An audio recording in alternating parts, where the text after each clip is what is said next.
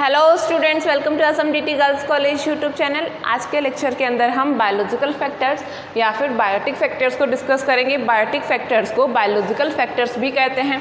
यहाँ पे हमने बायोलॉजिकल फैक्टर्स भी लिखा है। किसे कह रहे हैं? बायोटिक फैक्टर्स को ही बायोलॉजिकल फैक्टर्स के नाम से जाने जाता है। ये बायोलॉजिकल फैक्टर्स है क्या? हम इकोलॉजिकल फैक्टर्स को पढ़ रहे हैं। इकोलॉजिकल फैक्टर्स को हमने 4 टाइप्स में डिवाइड किया। कितने टाइप्स में? 4 टाइप्स में डिवाइड किया था। पहला climatic factor, second edaphic factor, topographic factor and biological या फिर बायोटिक फैक्टर। इसमें से हमने 3 फैक्टर्स कौन कौन से? क्लाइमेटिक फैक्टर्स को, एडाफिक फैक्टर्स को एंड टोपोग्राफिक फैक्टर्स जो है हम कंप्लीट कर चुके हैं। आज के लेक्चर के अंदर हम बायोटिक फैक्टर्स के बारे में पढ़ेंगे। बायोटिक फैक्टर्स को पढ़ने से पहले हमें ये समझना होगा कि ये बायोटिक फैक्टर्स है क्या। बायोटिक फैक्टर्स के अंदर सभी लिविंग ऑर्गेनिजम्स को इंक्लूड किया जाता है। यहाँ पे हमने क्या किया है? All living organisms included in biotic factor. जो भी लिविंग ऑर्गेनिजम्स होंगे उन सबको हम किसके अंदर रखेंगे?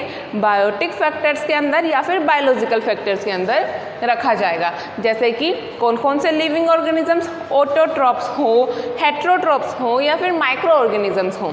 इन सबको हम किसके अंदर रखेंगे? इन सबको हम बायोटिक फैक्टर्स में रखेंगे। ये ऑटोट्रॉप्स क्या होते हैं? ऑटोट्रॉप्स जो होते हैं अपना फूड का सिंथेसिस खुद से कर सकते हैं। कौन? ऑटोट्रॉप्स जो हैं वो खुद फूड को सिंथेसाइज कर सकते हैं, खुद से फूड को सिंथेसिस कर सकते हैं। और हेट्रोट्रॉप्स क्या है? हेट्रोट्रॉप्स खुद का फूड सिंथेसिस नहीं कर सकते, वो डिपेंड करते हैं फूड के लिए किस पे? ऑटोट्रॉप्स पे। हमने कहा ऑटोट्रॉप्स में क्या कहा? खुद का फूड सिंथेसिस का काम कर सकते हैं, खुद अपना फूड बना सकते हैं ऑटोट्रॉप्स। एग्जाम्पल क्या है? एग्जाम्पल के अंदर देख लेते हैं प्लांट्स के बारे में। किसके बारे में? प्लांट्स क्या होते हैं? प्लांट्स जो होते हैं फोटो ऑटोट्रॉप्स होते हैं। क्या? प्लांट्स जो है वो फोटो ऑटोट्रॉप्स होते हैं।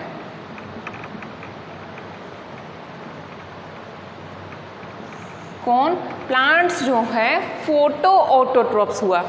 ऑटोट्रॉपस का मीनिंग तो हमें समझ में आ गया, वो लिविंग ऑर्गेनिज्म जो अपना फूड खुद से सिंथेसाइज कर रहे हैं। यहाँ पे फोटो क्यों लिखा है? फोटो का क्या मीनिंग है? फोटो का मीनिंग ये होता है फोटोसिंथेसिस या फिर फोटो मीन्स लाइट। क्या? लाइट। ऑटोट्रोपस अपना फूड खुद सिंथेसाइज कर रहे हो जो लिविंग ऑर्गेनिज्म।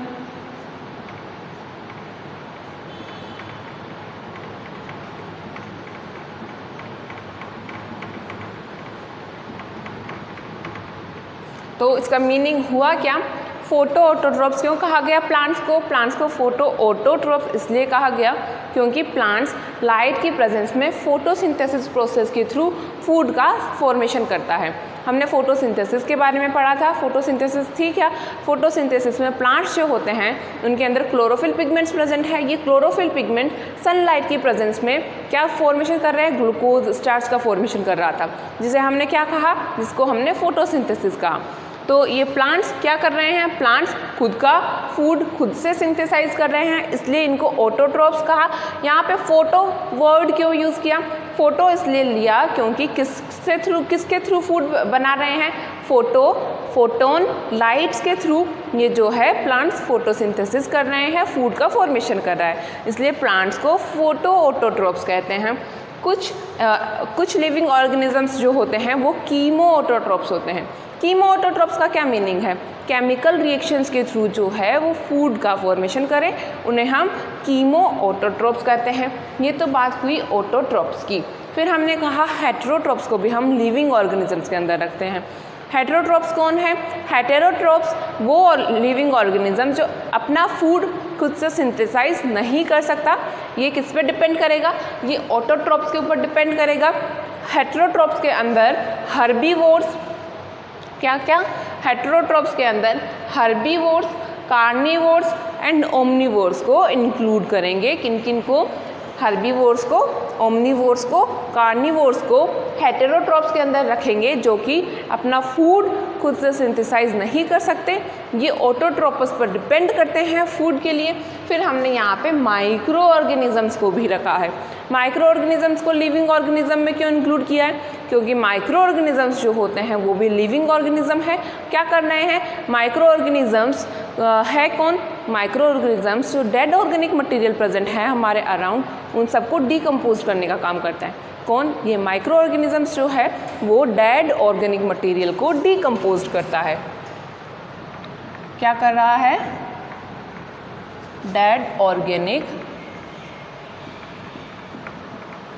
मटेरियल जो होगा उसको क्या करेगा? डेड ऑर्गेनिक मटेरियल को डीकम्पोज करेगा।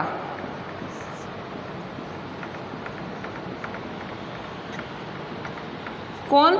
माइक्रो ऑर्गेनिजम्स जो होते हैं वो डेड ऑर्गेनिक मटेरियल को डीकम्पोज करते हैं। है क्या? कौन कौन से माइक्रो ऑर्गेनिजम्स होते हैं? फंजाई, बैक्टीरिया, ये सब जो होते हैं वो कर क्या रहे हैं?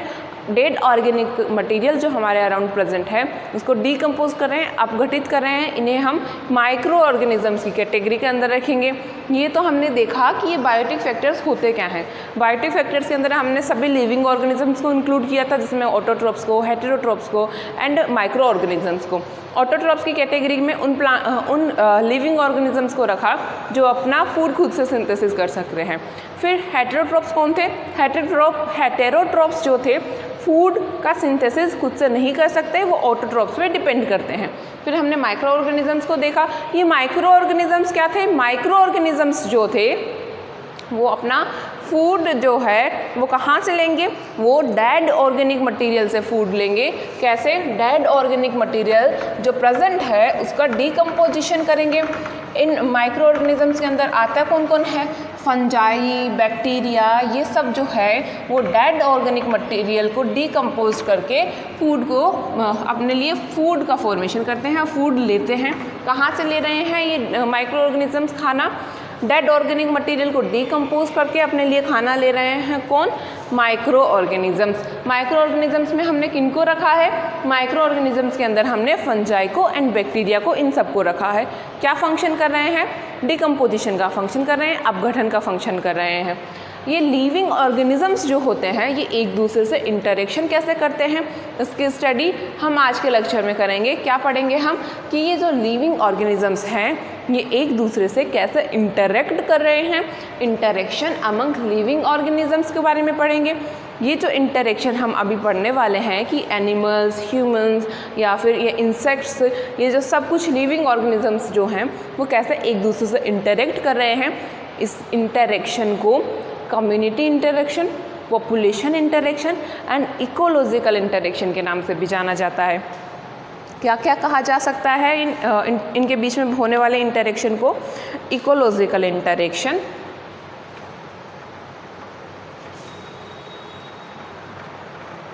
इकोलॉजिकल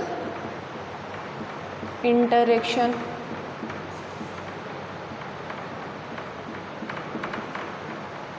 और इकोलॉजिकल इंटरेक्शन कह सकते हैं कम्युनिटी इंटरेक्शन या फिर पॉपुलेशन इंटरेक्शन के नाम से भी जाना जाता है।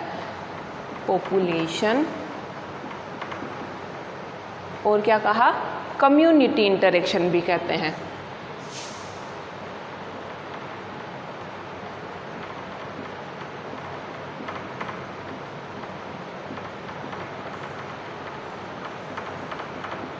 क्या कहा है हमने? हमने ये कहा है कि हम लिविंग ऑर्गेनिजम्स के बीच में होने वाले इंटरेक्शन को स्टडी करेंगे। किसे? इंटरेक्शन को स्टडी करेंगे। किन के बीच में हो रहा है? लिविंग ऑर्गेनिजम्स के बीच में होने वाले इंटरेक्शन को पढ़ेंगे, जिसको इकोलॉजिकल इंटरेक्शन के नाम से भी जाना जाता है, पॉपुलेशन इंटरेक्शन के नाम से भी जाना जाता है और कम्युनिटी इंटरेक्शन के नाम से भी जाना जाता है। लिविंग ऑर्गेनिजम्स के बीच में जो इंटरेक्शन हो रहा है वो दो तरह से हो सकता है। दो तरह से कैसे? एक स्पीसीज़ जो है वो दूसरी स्पीसीज़ के मेंबर से इंटरेक्ट करे। जैसे एक स्पीसीज़ के मेंबर दूसरी स्पीसीज़ के मेंबर्स के बीच में इंटरेक्शन हो तो इसे हम कौन सा इंटरेक्शन कह देंगे? इस टाइप के इंटरेक्शन को हम इंटर स्पेसिफिक इंटरेक्शन कहेंगे। हमने कहा कि हम 2 टाइप के इंटरेक्शन के बारे में डिस्कस करेंगे। वो 2 टाइप के इंटरेक्शन कौन कौन से हैं? Inter specific interaction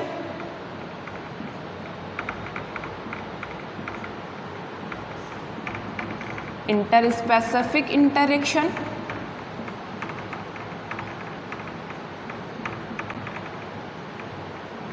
and second जो है वो है इंट्रा स्पेसिफिक इंटरेक्शन। क्या? Intra specific interaction.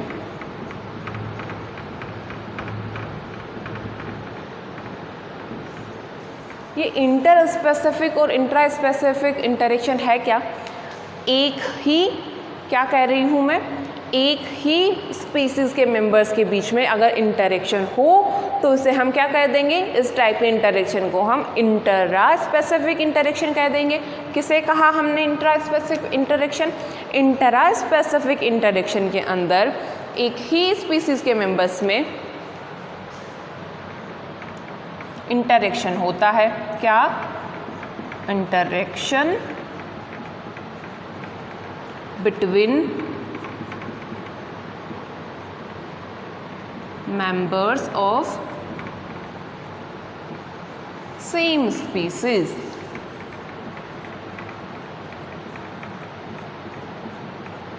एक ही स्पीसीज के मेंबर्स के अंदर होने वाले इंटरेक्शन को हम क्या कह रहे हैं?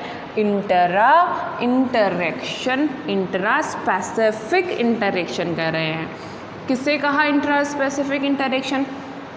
जैसे मान लेते हैं हम कि एक डॉग स्पीसीज़ है जिसके अंदर मेंबर्स तो होंगे ही बहुत सारे। इन डॉग्स के बीच में जो इंटरेक्शन हो रहा है इसे हम क्या कर रहे हैं? इसे हम इंट्रा स्पेसिफिक इंटरेक्शन कह रहे हैं। क्यों? क्योंकि एक डॉग स्पीसीज़ के अंदर जो मेंबर्स प्रेजेंट है उनके अंदर इंटरेक्शन हो रहा है। इंटरेक्शन कैसे होगा? इंटरेक्शन जैसे कि फूड के लिए इंटरेक्शन हो सकता है, हैबिटेट के लिए वो एक ही एरिया में रह रहे हैं, शेल्टर के लिए इंटरेक्शन हो सकता है। एक ही स्पीसीज़ के मेंबर्स एक दूसरे से इंटरेक्ट करें तो ऐसे इंटरेक्शन को हम इंट्रा स्पेसिफिक इंटरेक्शन कह देते हैं। और ये इंटर स्पेसिफिक इंटरेक्शन क्या है? 2 डिफरेंट टाइप की स्पीसीज़ के मेंबर्स जो होंगे वो एक दूसरे के साथ में इंटरेक्ट करें तो उसे हम इंट्रा स्पेसिफिक इंटरेक्शन कह देते हैं। किसको? किन किन के बीच में हो रहा है ये interaction? Interaction between 2 different species. Interaction between 2 different species.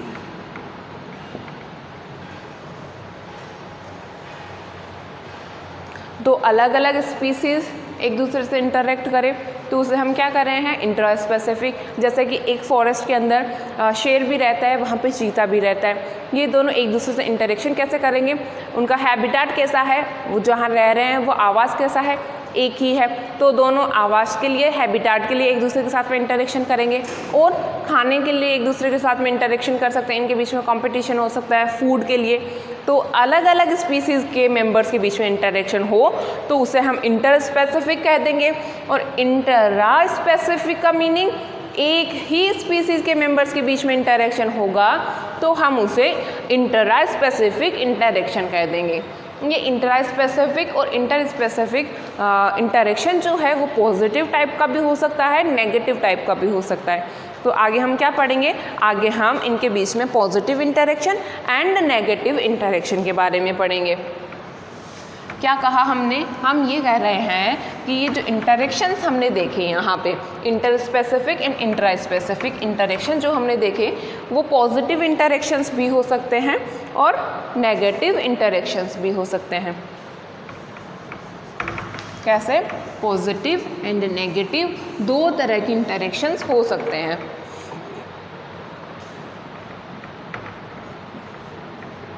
Positive interaction and negative interaction.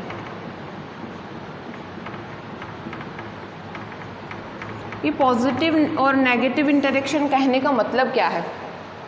यदि दो डिफरेंट स्पीसीज एक दूसरे से इंटरेक्ट करें तो अगर उन दोनों के लिए ही वो बेनिफिशियल हो तो उसे हम पॉजिटिव इंटरेक्शन कह देंगे। किसे? दो डिफरेंट स्पीसीज जो है एक दूसरे से इंटरेक्शन कर रही है और वो उनके लिए बेनिफिशियल हो तो उसे हम पॉजिटिव इंटरेक्शन कह देंगे। ये पॉजिटिव इंटरेक्शन जो होता है वो वन वे भी हो सकता है। क्या कह रहे हैं हम कह रहे हैं पॉजिटिव इंटरेक्शन जो है वो वन वे भी हो सकता है और रेसिप्रोकल भी हो सकता है। क्या? वन वे भी हो सकता है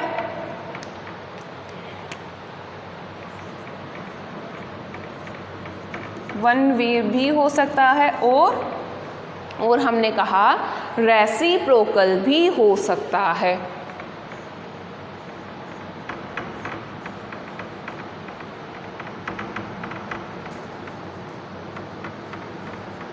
वन वे कहने का क्या मतलब है?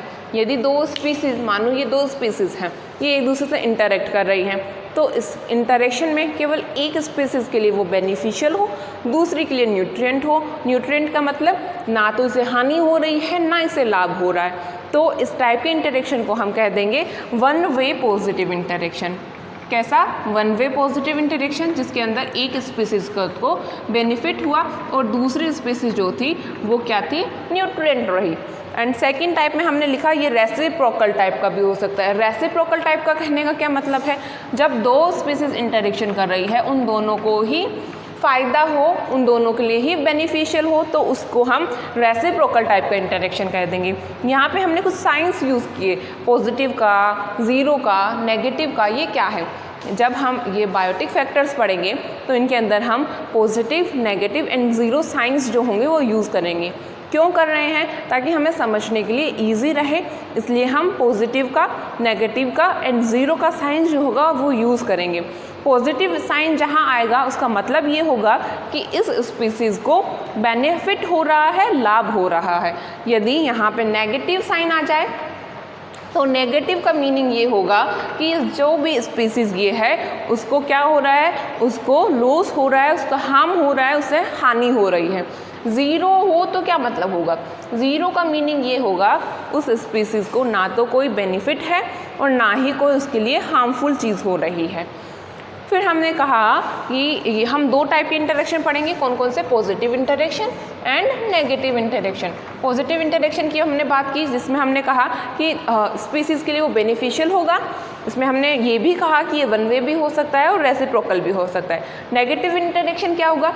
नेगेटिव इंटरेक्शन के अंदर दो स्पीसीज जो इंटरेक्ट कर रही है उनको हार्म होगा, वो उनके लिए हार्मफुल होगा, उनको हानि होएगी। इस टाइप के इंटरेक्शन को हम नेगेटिव इंटरेक्शन कहेंगे। कल के लेक्चर के अंदर हम पॉजिटिव इंटरेक्शन को डिटेल में पढ़ेंगे कि ये म्यूचुअलिज्म क्या होता है, कॉमनसेलिज्म क्या होता है, ये प्रोटोकॉर्पोरेशन क्या है। कल हम पॉजिटिव इंटरेक्शन को डिटेल में पढ़ेंगे, उसके बाद में नेगेटिव इंटरेक्शन पे जाएंगे। तो आज के लेक्चर में हमने पढ़ा क्या है? आज के लेक्चर में हमने बायोटिक फैक्टर्स को शुरू किया। बायोटिक फैक्टर्स के लिए हमने कहा कि इनको बायोलॉजिकल फैक्टर्स के नाम से भी जाना जाता है। फिर हमने कहा कि सभी लिविंग ऑर्गेनिजम्स को हम बायोटिक फैक्टर्स में इंक्लूड करेंगे, जिसमें हमने ऑटोट्रॉप्स को भी इंक्लूड किया, हेटेरोट्रॉप्स को भी इंक्लूड किया एंड माइक्रो ऑर्गेनिजम्स को भी इंक्लूड किया। ऑटोट्रॉप्स वो जो अपना खाना खुद से बना सके। हेटेरोट्रॉप्स फूड के लिए डिपेंड करेंगे ऑटोट्रॉप्स पे। माइक्रो ऑर्गेनिज्म डिकम्पोजिशन का फंक्शन करेंगे। किसे डिकम्पोज करेंगे? डेड ऑर्गेनिक मटेरियल को डिकम्पोज करेंगे।